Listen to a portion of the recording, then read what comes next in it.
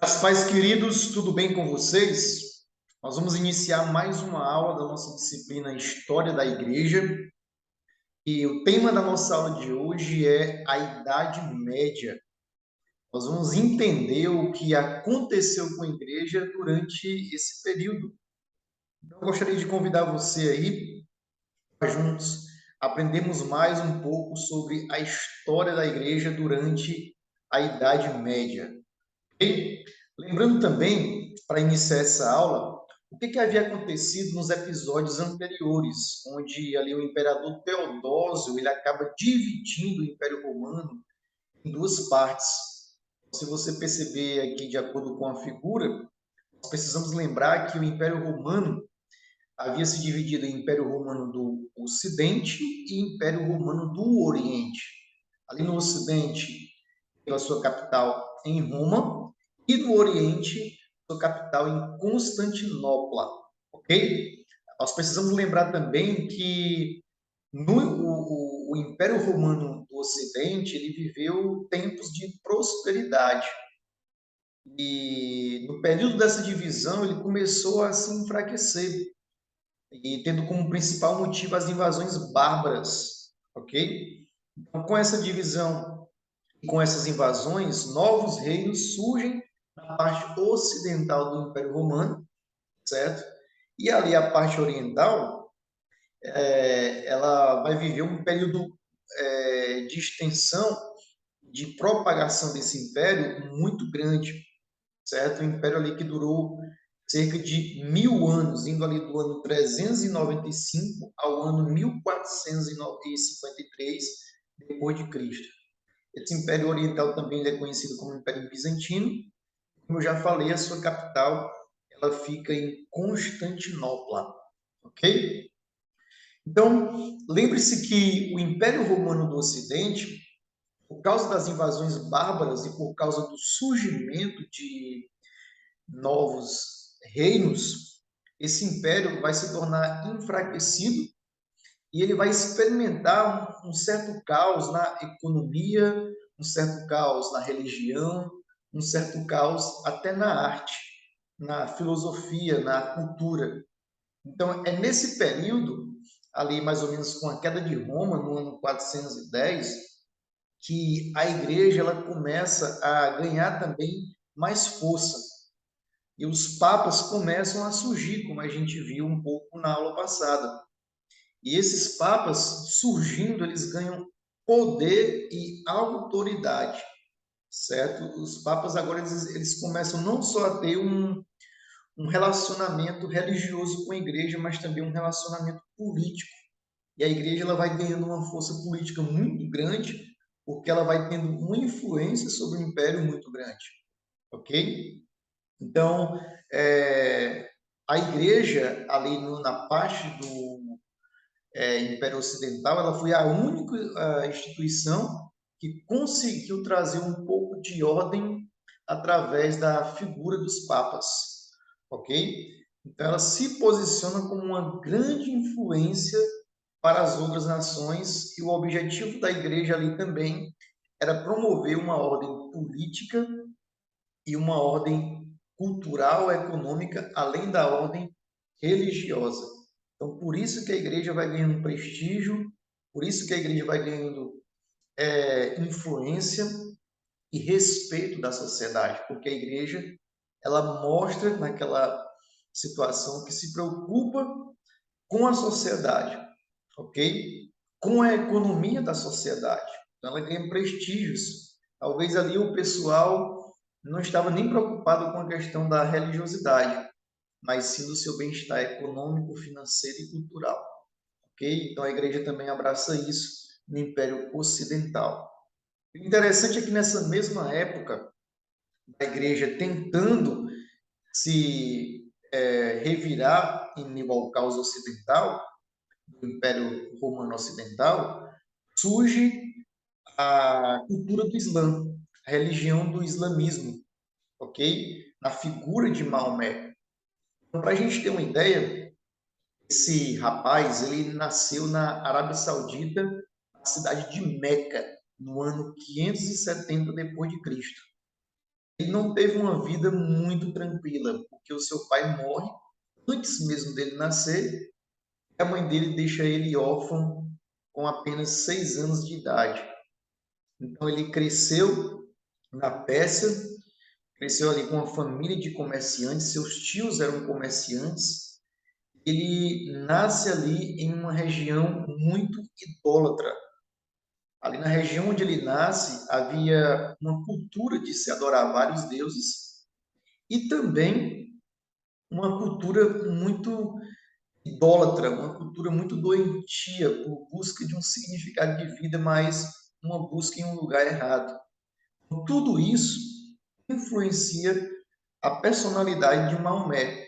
Ele cresce em uma tribo chamada de Quraishitas, ok? E é interessante que ele trabalhava como pastor de ovelhas.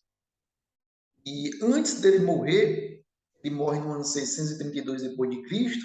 Antes dele morrer, ele se casa com uma patroa dele. O nome dela era Adira. E essa patroa ela era viúva, muito rica. Ele trabalhava para ela. Ele tinha 25 anos quando ele conhece ela. E então, os dois se apaixonam. E ele tem a sua vida religiosa patrocinada pela sua esposa Kadira. Okay? A esposa dele patrocina os seus estudos, a sua vida religiosa, a propagação da mensagem criada por Maomé. Okay? Então, algo interessante na vida de Maomé também acontece no ano 610 depois de Cristo. Ele tem uma visão, ele estava em uma montanha, em um retiro espiritual, um isolamento espiritual da sua vida na cidade de Meca. Perceba que ele está em Meca, na Arábia Saudita, aqui, certo? E ele tem uma visão. E diz ele que o anjo Gabriel aparece e o entrega uma mensagem. E a mensagem ali é que Maomé teria uma missão. A missão de Maomé era anunciar o verdadeiro evangelho de Deus. E esse era o verdadeiro evangelho de Deus. Ele precisaria anunciar as nações. Então ele recebe várias profecias e começa a pregar suas profecias, as suas mensagens. Só que na cidade de Meca, onde ele morava, ele não foi muito bem recebido. Ele não tinha muito respeito em relação à mensagem pregada por ele e dizia ter recebido do anjo Gabriel. No ano 610 ele foge para a cidade de Medina. Você vê aí no mapa ele saindo de Meca indo para Medina. E a partir desse ano, os muçulmanos começam a contar os seus anos, a criar o seu próprio calendário no ano 610. A partir do ano 610 depois de Cristo, os muçulmanos começam a formar aí o seu calendário. Okay? Só que só é em Medina que ele vai começar a ter sucesso e respeito em relação à sua pregação, em relação à mensagem do islamismo. Certo? Então, nós temos aqui duas fases na vida de Maomé. A primeira fase é a sua vida em Meca, a fase que ele recebe a mensagem, certo? E é uma fase de paz, é uma fase de revelações com versos pacíficos do Alcorão. Então, se você analisar o Alcorão, é interessante que você possa ler também o Alcorão, você entender a mensagem do islamismo, certo? Se você for pregar o Alcorão, você vai verificar que ele retrata um pouco da primeira fase de Maomé, das primeiras revelações, das primeiras mensagens ali. Então, essas fases são esses versos da mensagem primária de Maomé, que são pacíficos. Okay? Na segunda fase, quando ele vai para Medina, ali próximo de Meca, na Arábia Saudita, aí já mostra um pouco da mudança de filosofia desses versos. São versos mais com uma característica militar, são versos mais com uma característica mais brutal, uma característica mais de conquista. Okay? Então, você vê essa mudança. Por quê? Porque em Medina ele se torna um líder, certo? E um chefe militar. Essa vida de liderança dele, que ele não tinha em Meca, o influencia nos seus versos proféticos aí do islamismo. Ok? Então, são versos de espada, certo? Incentiva a comunidade a participar de várias batalhas. O objetivo disso é que a mensagem ela teria essa questão de estabelecer o Islã, ou de levar a mensagem do islamismo a todos os homens. Então, por isso que as revelações são chamadas de versos de espada, na segunda fase da vida de Maomé. E elas são reveladas ali no Alcorão. Então, Maomé diz que ele tem uma ordem divina de propagar essa mensagem, custe o que custar, a todos os homens. Estava submisso a essa mensagem de Deus. É por isso que o Islã significa submissão a Deus. Okay? Significado da palavra, certo? Então, ele conquista esse prestígio dos homens na cidade de Medina, certo? Aqui, e se torna um chefe militar, influencia várias pessoas, e então o profeta que foi rejeitado ali em Meca, ele volta de Medina para a sua cidade natal, para incentivar a comunidade, então, a participar de várias batalhas, a estabelecer também o Islã ali. E em pouco tempo, isso é incrível, o Islã ele se propaga por todo o mundo sob a influência de Maomé, ok? Então, lembra que tudo isso está acontecendo enquanto a igreja ela tenta promover uma ordem do Império Ocidental Romano. Ok? Então, em 635 depois de Cristo, Damasco é conquistado. 637 depois de Damasco, Antioquia é conquistada pelo islamismo. No ano 638 depois de Cristo, Jerusalém. Olha só, Jerusalém é conquistada pelos propagadores do islamismo no ano 638. No ano 642, no norte da África, a cidade de Alexandria também é conquistada. Okay? E aí, 642 também, ali na Tunísia, certo? A cidade de Cartago, na África, é também conquistada pelo islamismo. E aí eles começam a conquistar a Europa. O objetivo de Maomé é espalhar o islamismo por toda a Europa. Uma cidade e um país estratégico para eles começarem a conquistar toda a Europa seria a Espanha. E a Espanha foi conquistada pelo islamismo no ano 711 depois de Cristo. Okay? Então a Espanha recebeu muita influência do islamismo nessa época, no ano 711 depois de Cristo. Quais são os impactos que o islamismo, através de Maomé e através essa propagação colossal por todo o globo, estava ali a trazer ao cristianismo?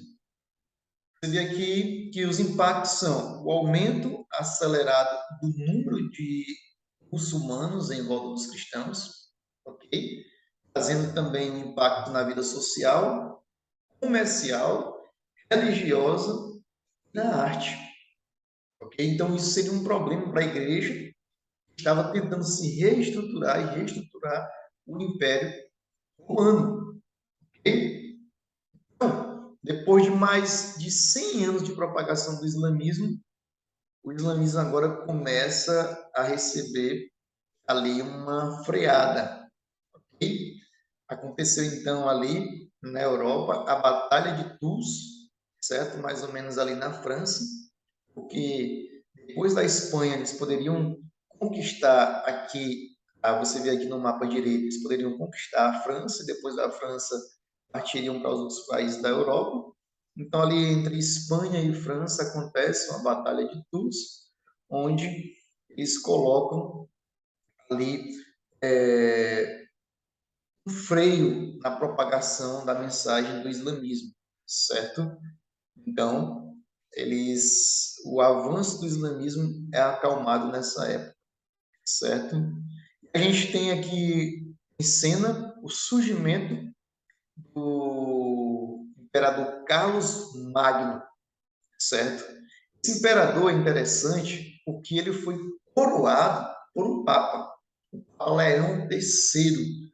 Então, o papa, você percebe que ele tinha tanto privilégio na igreja, também com as pessoas do império, que ele chega a escolher o próprio imperador do império. Perceba a igreja se relacionando com o Estado, a igreja influenciando o Estado e sendo influenciada pelo próprio Estado. Ele promoveu o avanço da cultura clássica, da literatura, do estudo teológico, certo? Ele trouxe estabilidade para a Europa. Interessante que ele tinha uma paixão pela estética. Ele queria explorar a beleza estrutural do império, da igreja. Ele queria fazer o retorno à poesia, ao estudo da cultura, ao estudo da filosofia, ao estudo da teologia. Então, foi uma época de propagação cultural a partir do ano 800 depois de Cristo. Okay? É nessa época também, no ano 800 depois de Cristo, que surge o sistema feudal, o feudalismo tão estudado pela gente do ensino médio. O feudalismo, para você que não lembra, isso influencia muito a igreja, isso que a gente precisa estudar. O feudalismo era uma organização social política baseada na posse de terra. Então, se você tinha terra, você era privilegiado. Se você tinha muitas terras, você era um homem ou uma mulher poderoso, poderosa. O feudo significa grande parte de terras, certo? O poderoso, uma pessoa poderosa na Idade Média, era aquele que possuía muitas terras, certo? Então, os feudos, essas partes de terras, elas eram doadas pelos reis aos nobres e cavaleiros com recompensa em suas batalhas. Então, é uma espécie de também de incentivo para que o pessoal participasse das batalhas, ok? Do Império. Então, esses nobres que participavam das batalhas, esses guerreiros, esses cavaleiros, recebiam como recompensa esses feudos, essas terras, certo? Então, ele teve origem justamente no Império Carolíngio, certo? Ali no Império de Carlos Magno. O objetivo do feudalismo era defender as terras da igreja, ou as terras do império, para defender as suas fronteiras. Ora, é interessante o imperador ele doar terras a uma pessoa que apoia o seu governo. É interessante o imperador doar terras para uma pessoa que apoia a sua filosofia imperial, a sua filosofia cultural, a sua filosofia religiosa.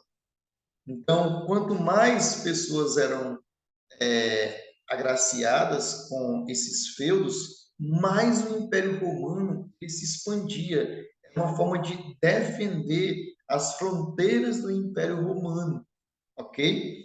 Então, eles tinham o objetivo de manter os seus domínios doando essas terras, ok? Então, a sociedade feudal ela era uma sociedade estamental. E o que é uma sociedade estamental? Uma sociedade formada por camadas sociais. Essas camadas sociais, você vê aqui a pirâmide, elas se diferenciavam pelos privilégios que elas possuíam. Interessante que essa sociedade estamental era uma sociedade, era um sistema opressor, porque você não tinha praticamente condições de mudar de camada ou de mudar de um estamento, ok? Era quase impossível, por exemplo, aqui na base da pirâmide, os marginalizados e os escravos, pobres, conseguirem atingir, por exemplo, a nobreza média, certo? Ou os grupos médios de artesãos ricos, os grupos modestos. Era praticamente impossível alguém da alta nobreza, os descendentes da alta nobreza, irem para a parte de baixo da pirâmide, ok? E virar, por exemplo, um artesão modesto. Era praticamente impossível. Então, o interessante disso é que a igreja era a mais poderosa instituição feudal, porque possuía várias extensões de terras. A igreja, na verdade, era a senhora feudal na época da Idade Média. Por isso que é interessante você estudar a história da igreja e ver como essa questão de riqueza, de posse de terras, de influência em relação ao Estado, influenciou muito a vida da igreja. Okay? Então, olha só, imagine uma igreja que se relaciona com o Estado. Imagine uma igreja sendo a senhora feudal, a dona de várias posses de terra. Imagine a igreja sendo influente nas relações sociais, econômicas, filosóficas, teológicas, culturais.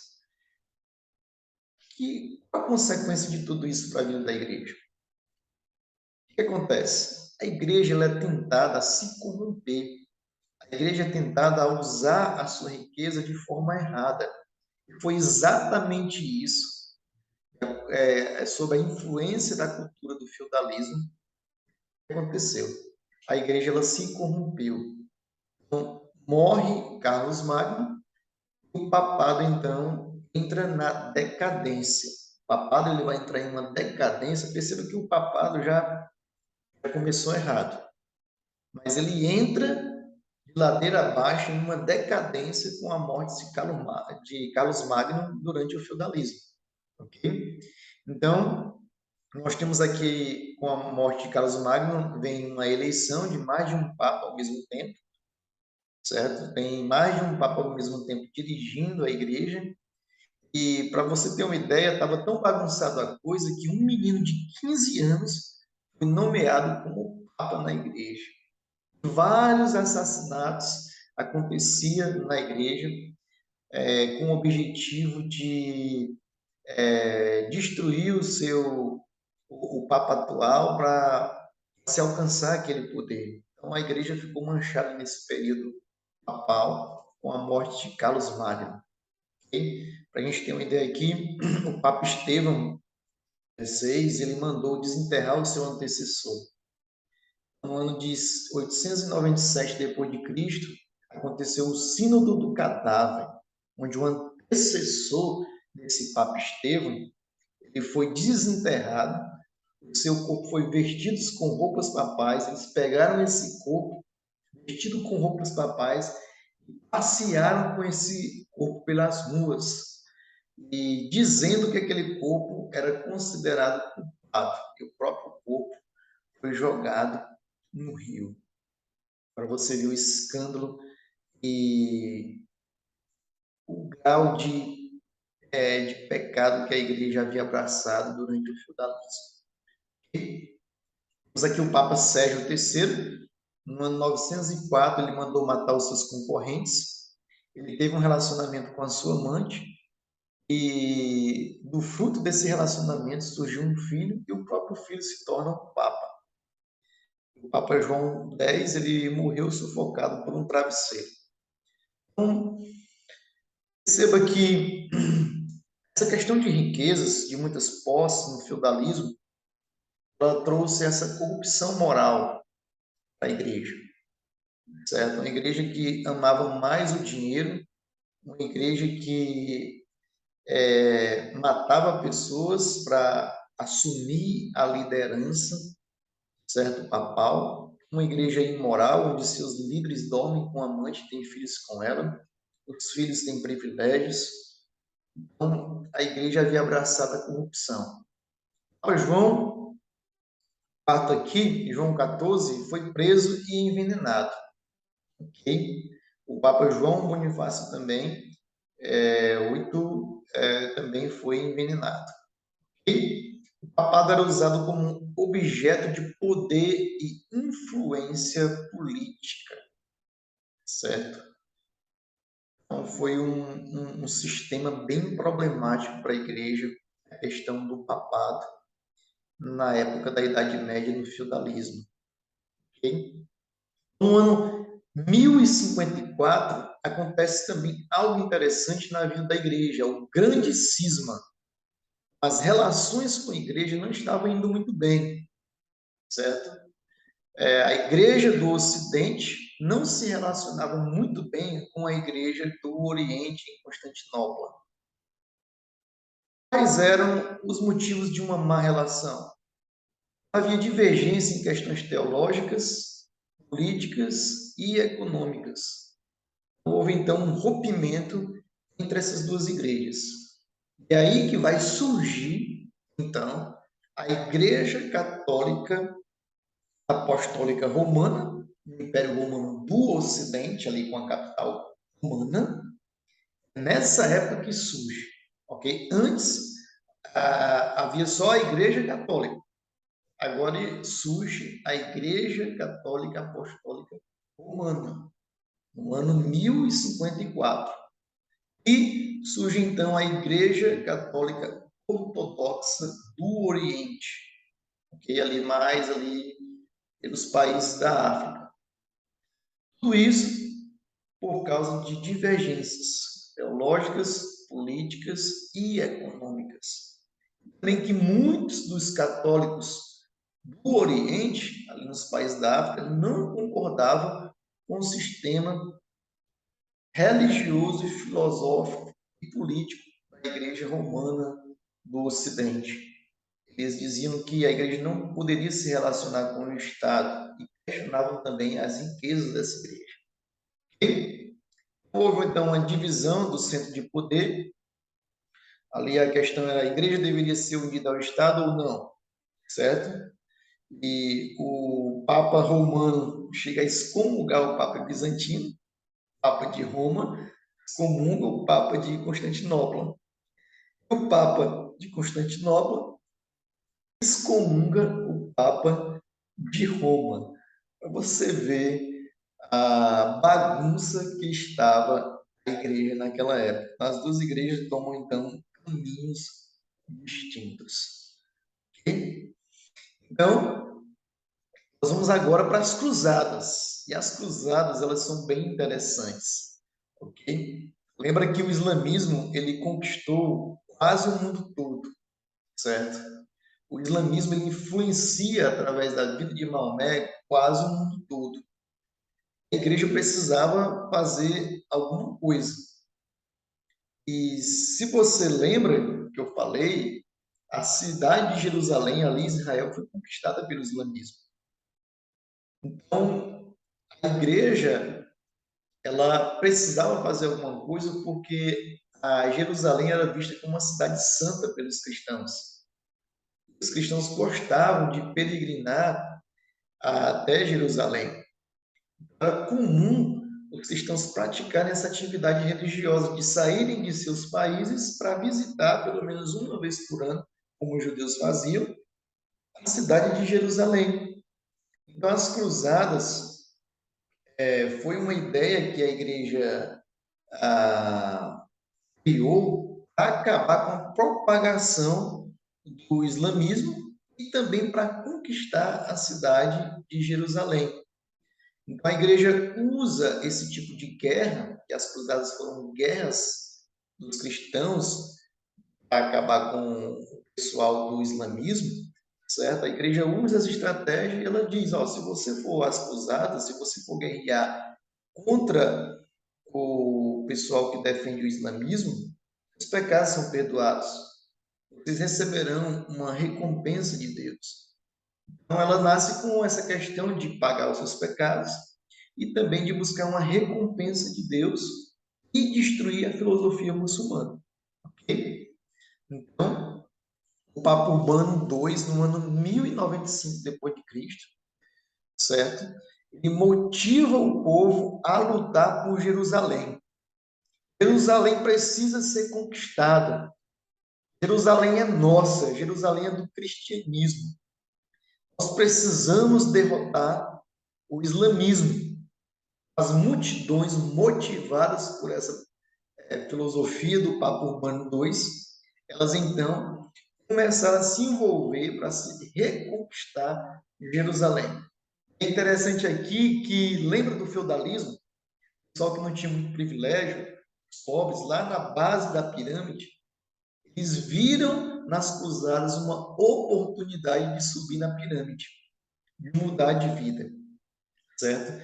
Os pobres eles buscam o seu espaço porque eles estavam lutando em nome de Deus. Então as cruzadas elas foram na verdade um movimento de reação e resposta à expansão do islamismo, que é essa expansão avassaladora, colossal de todo mundo. Então, o que o Papa Urbano chega a dizer? Quem lutar por essa causa tem indulgência, o perdão dos seus pecados, pena, ok? Então, quem lutar por essa causa tem perdão pleno dos pecados. Não importa o pecado cometido, todos que lutarem serão perdoados. Olha só a cegueira espiritual. Papa que perdoa pecados porque uma pessoa participou de uma guerra religiosa. Uma igreja que é incentivada a matar para conquistar uma cidade. Ok? E isso é muito interessante porque se parece com a filosofia islâmica. O que a filosofia islâmica diz? Que se você se envolver com as batalhas a favor do islamismo, Allah vai conceder a você salvação. Então, uma criança que nasce na cultura islâmica, ela já é incentivada a morrer por Allah. É nobre morrer por Allah. É nobre morrer em uma guerra. Ok?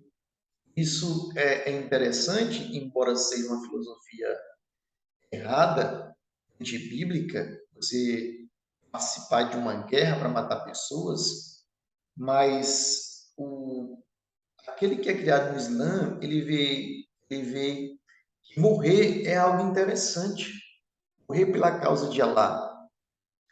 E isso deveria também fazer com que a gente faça uma reflexão sobre a nossa vida. Morrer pela causa de Deus é interessante. Lógico que Deus não quer que a gente saia por aí matando pessoas que não querem abraçar o cristianismo. Mas matar o nosso ego, matar o nosso eu, morrer para nós mesmos, é uma filosofia do cristianismo. Ok? Então, o pessoal do Islã vê isso como algo nobre. A gente precisa também ver como algo nobre morrer pela causa do Evangelho, matar o nosso orgulho, matar os nossos prazeres, o nosso comodismo, sair da nossa zona de conforto, talvez até realmente morrer fisicamente pela causa do Evangelho, porque pregamos um Evangelho verdadeiro, somos perseguidos, então somos martirizados. Então, isso é interessante e merece uma reflexão. Então, na primeira cruzada eles conseguiram conquistar a Jerusalém, então nasce o reino de Jerusalém sob o comando dos cristãos. O interessante é que os livros de história, eles narram 7 cruzadas, só que aconteceram várias outras cruzadas, muito mais do que 7, só que eles destacam 7 cruzadas. Então, o reino de Jerusalém ele não durou muito tempo, porque os muçulmanos tomaram Jerusalém novamente. Ok? Então, o papado tem uma nova ideia, e uma ideia trágica. O papado, então, tem a ideia de começar a levar crianças para as cruzadas. E a justificativa é: nós vamos ganhar essas cruzadas porque as crianças são puras. Então, Deus vai usar as crianças para elas conquistarem novamente Jerusalém. O que, que acontece? Acontece uma tragédia total, onde várias crianças foram assassinadas, certo? Então, foi na época das cruzadas que a Espanha ela foi tomada dos muçulmanos. Lembra que a Espanha havia sido conquistada pelos muçulmanos, mas foi na época das cruzadas também que a Espanha foi tomada, ok? Ao cristianismo. Então, temos então uma decadência da igreja. Papas cada vez mais interessados no poder político. Havia ali a cultura do nepotismo, onde os parentes eram favorecidos na vida política. A instituição mais problemática da Idade Média foi o papado na vida da igreja. O papado foi uma espécie de câncer na vida da igreja. O rei da França chega a mudar a sede do papado de Roma para a França. Lembra que antes o papado estava em Roma, o rei da França muda para a cidade de Avignon, ali na França, no ano 1309 depois de Cristo. Okay? Foi um período de muitas guerras nesse ano de 1309, certo? Luta pelo poder, interesses pessoais, a igreja passa por uma pandemia, a peste negra mata várias pessoas. Nós temos ali países em guerra, nós temos a Guerra dos 100 anos, hein, com França e Inglaterra, certo? Isso influencia a vida da igreja, onde há uma rixa entre as pessoas que eram da igreja da França, as pessoas que eram da igreja da Inglaterra. A igreja começa a querer se erguer nesse período de crise. E o que é que ela faz? Ela cria um sistema de cobrança de impostos. A igreja cobrando impostos. Por isso que a Idade Média, ela também é chamada de Idade das Trevas. Porque você tem ali as trevas do pecado reinando. Há uma imoralidade no meio do povo. Há uma ganância pelo poder. O ser humano, ele age muitas vezes de forma parecida como os animais agem. Okay? Então, o objetivo era recuperar e manter as suas riquezas com esse sistema de impostos. Olha só a ganância pelo poder, pela riqueza. A igreja ela cria um sistema de impostos porque ela não quer descer o degrau da pirâmide que a gente viu lá nos slides anteriores. Ela quer continuar mantendo a sua riqueza. Então, teve o grande cisma do Ocidente, certo? Onde os dois papas foram eleitos ao mesmo tempo. Havia um papa em Roma, na Itália, e outro em Aviano, na França. Okay? O Papa Urbano IV não aprova, foi eleito, mas não aprovaram sua política. Tem o Papa Clemente VII. E em 1423 teve um fim dessa divisão papal. Eles elegeram um novo Papa através de um novo concílio. Okay? Certo? Devido à Guerra dos 100 Anos, teve muitas divergências teológicas e quanto à questão de apoiar ou não o Papa, ok? Ou qual Papa apoiar, certo? Aí, com tudo isso, nasce um outro movimento. Perceba que nós já estudamos aqui o sistema feudal, o movimento feudal, estudamos aqui o movimento das cruzadas e agora entramos no movimento da renascença. E o renascimento, o movimento cultural ali que nasceu na Itália, certo? E eles pregavam o quê? Pregavam que as pessoas precisavam retornar ao apoio da arte e da literatura. A arte e a literatura, a filosofia precisavam surgir novamente, precisavam influenciar novamente. A igreja precisava perder o seu poder de influência. Okay? E esse movimento do Renascimento, ele influencia a igreja. A igreja ela começa a se preocupar com a poesia, a igreja começa a se preocupar com a estética, a igreja começa a se preocupar com a literatura, a cultura, com a estrutura dos prédios. Mas a igreja, ela não se preocupa com a vida espiritual das pessoas. Então, o Renascimento ele veio tirar o foco da igreja de se preocupar com a vida espiritual das pessoas. Okay? Claro que uma propagação cultural, ela não é algo pecaminoso, mas o Renascimento, ele tinha também como objetivo diminuir essa questão teológica da igreja. A pessoa deveria abraçar a literatura, mas não uma literatura teológica, e não uma literatura bíblica, porque o que eles criticavam era a teologia, eles criticavam o mito, porque eles tinham como a sua base somente a razão, porque tudo deveria ser explicado de acordo com experimentos científicos. Okay? Então, é um berço para o ateísmo. Okay? Certo? Então, nós temos aqui sobre a influência do Renascimento, a utilização de dinheiro para a reconstrução da Basílica de São Pedro no ano 1450 depois de Cristo. Então, vamos reconstruir, vamos valorizar o belo, valorizar a arte.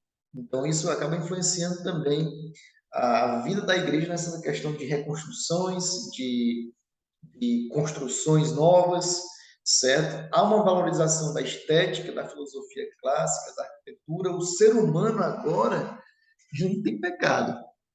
O ser humano agora é perfeito, o ser humano agora é lindo, o ser humano agora é luxuoso. Então, ele é tratado como um belo, é o homem no centro do universo, certo?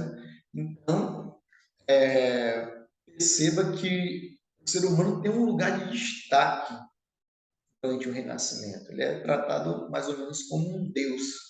A cultura do Renascimento, ela influencia muito hoje a nossa cultura ainda, onde muitas pregações ou muitas músicas, elas colocam o ser humano como um belo, o ser humano como o centro do universo, o ser humano como um ser perfeito, o ser humano como alguém que precisa ser adorado.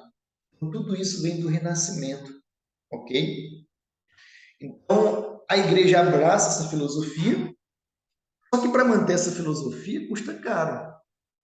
Para manter a arte, para manter a cultura, para manter a estética, para manter um império pomposo, luxuoso, certo? A igreja ela precisava de dinheiro, ok? E essa igreja, perceba que ela já se separou da igreja do Oriente, ali em Constantinopla, no Império Bizantino, certo? Ela já se separou. Então, ela perdeu um pouco do seu poder, do seu dinheiro. Ela precisa de dinheiro. Então, é aí que surgem as famosas indulgências, que significa a compra da sua salvação. A igreja começou a vender lugares no céu, a vender objetos que diziam ter poder, ou que eram objetos usados por pessoas ali da Bíblia, certo? Personagens bíblicos. Então, as pessoas pagavam para um parente, por exemplo, sair do purgatório e ir para o céu. As pessoas pagavam seu terreno no céu. As pessoas pagavam para adquirir o perdão dos seus pecados. Então, com esse dinheiro, o Papa Leão X reformou a Basílica de São Pedro.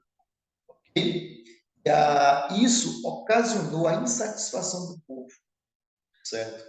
Porque a igreja estava se corrompendo e abraçando a imoralidade, a ganância, a corrupção. Então a igreja precisava urgentemente de uma reforma.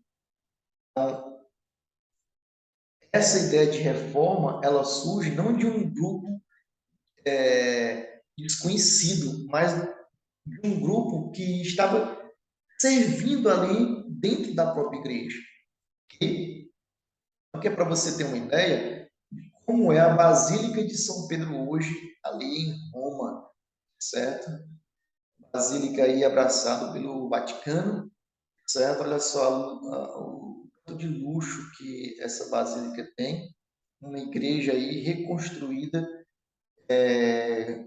com dinheiro de indulgências, ok? Um dinheiro ali usado, certo? Através de conseguido através da propagação de uma mentira, da compra da salvação das pessoas, ok? Então a igreja precisava de uma reforma justamente por quê? Corrupção, luta por poder, riquezas e mais riquezas usadas, inquisições, ou seja, havia uma tortura, certo? Com as pessoas que não concordavam com a filosofia de vida da igreja, certo? E o que a igreja falava era verdade. Se alguém questionasse aquela verdade ou aquela heresia propagada pela igreja, a igreja então promovia uma série de torturas com aquela pessoa. Muitos foram queimados na fogueira, certo? Muitos foram torturados, então havia ali inquisições, certo? Indulgências, a venda da sua salvação. Então, vários movimentos com a tentativa de transformar a igreja aconteceram, as pessoas queriam reformar a igreja, mudar a igreja para que a igreja voltasse aos princípios cristãos, e a igreja sempre abafava esses movimentos.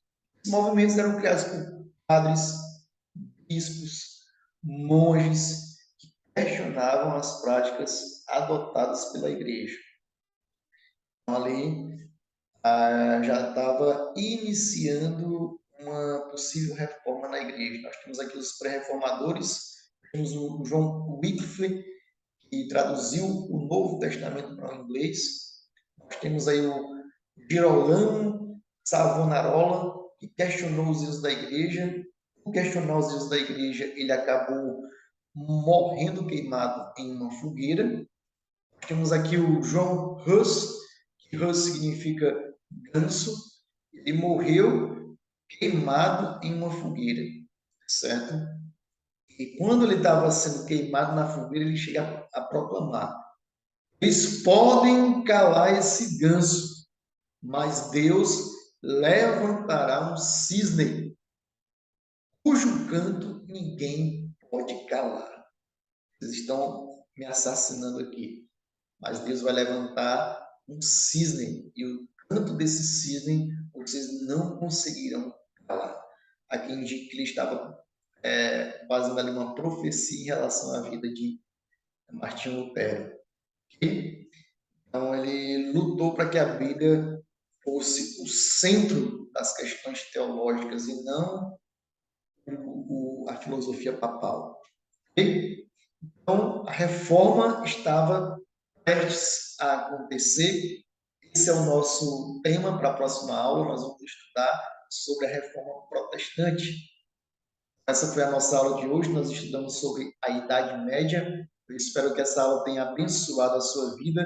Se você gostou dessa aula, você pode compartilhar com alguém que precisa ouvir sobre essa aula, ok? Deus abençoe a sua vida. Nos vemos na próxima aula.